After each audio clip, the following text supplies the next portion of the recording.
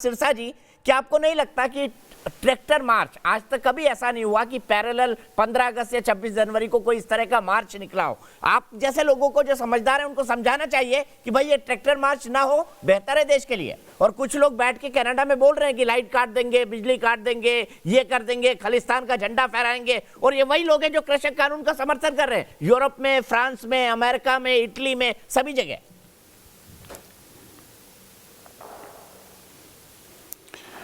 तो दीपक जी, धन्यवाद, आपने मुझे मौका दिया।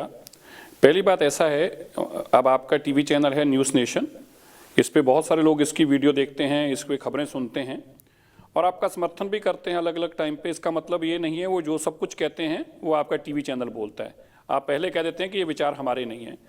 ना कोई बिजली काटने का विचार है, ना कोई झंडा फहराने का है, ना कोई तोड़फोड़ करने का है, ना कोई किसी के टकराव में आने का है, और ना ही किसानों ने बड़ा स्पष्ट कह दिया हमारी परेड को पैरेलल परेड नहीं है, हमारा टाइम अलग है। जो उन्होंने किसान जथेबंदियों ने या किसान संगठनों ने अब तक स्पष्ट कर दिया, बहुत क्लैरिटी से उन्होंने बातें 3-4 कही हैं।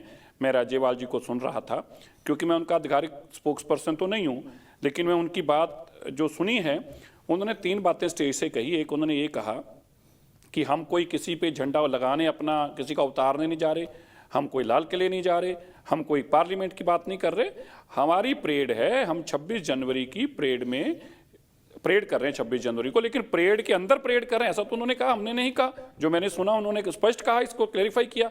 और यह भी मैंने सुना उन्होंने जब कहा कि हमारा टाइम भी जो है वो 11 बजे के बाद का है। अब सबसे बड़ी पहले विषय ये है, ये सिचुएशन ही क्यों आ रही है दीपक जी? हम बेसिकली क्या एक माहौल बनाना चाहते हैं कि ये देशद्रोही आ गए, देश तोड़ना आ गया, बेसिकली ये माहौल बनाना चाहते हैं और कुछ नहीं है। अब बताइए, आज 60 दिन होने को आ जाएंगे और 2-3 दिन में, तो क्या अभी तक कौन सा देश तोड़ने की बात कर दी?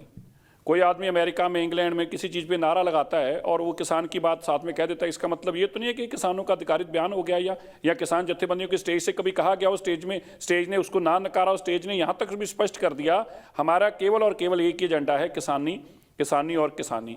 अब उसके बाद कोई कुछ बोले जाए, लाइट काटेगा नहीं काटेगा तो पुलिस कार्रवाई करे। हम तो बड़ा स्पष्ट बात कहते हैं।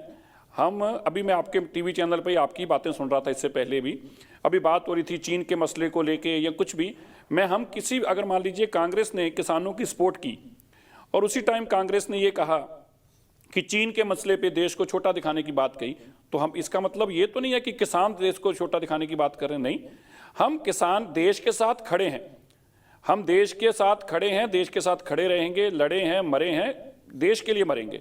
लेकिन किसानी के साथ, किसानी की बात जब आएगी तो अपने देश के अंदर देश की सरकारों के खिलाफ लड़ाई लड़ रहे हैं, देश के खिलाफ नहीं। ठीक है, तो इसको जो देश के खिलाफ प्रोजेक्ट किया जाता है वो गलत है। सरकार के खिलाफ हर कोई अपनी बात रखता है, ऑपोजिशन की पार्टियां हमेशा अपनी बात रखती हैं और मसलों पे विरोध होना स्वाभाविक है। बीजेपी की सरकार थी तब उनका भी बड़ा, जब नहीं थी सरकार तो उनका भी बहुत सारा विरोध रहता था, और राजनाथ जी खुद किसानी के मुद्दे पे विरोध करते हुए वहां पे यहाँ गए थे, उत्तर प्रदेश में गए थे, तो क्या इसका मतलब देश विरोधी हो गए? ठीक है।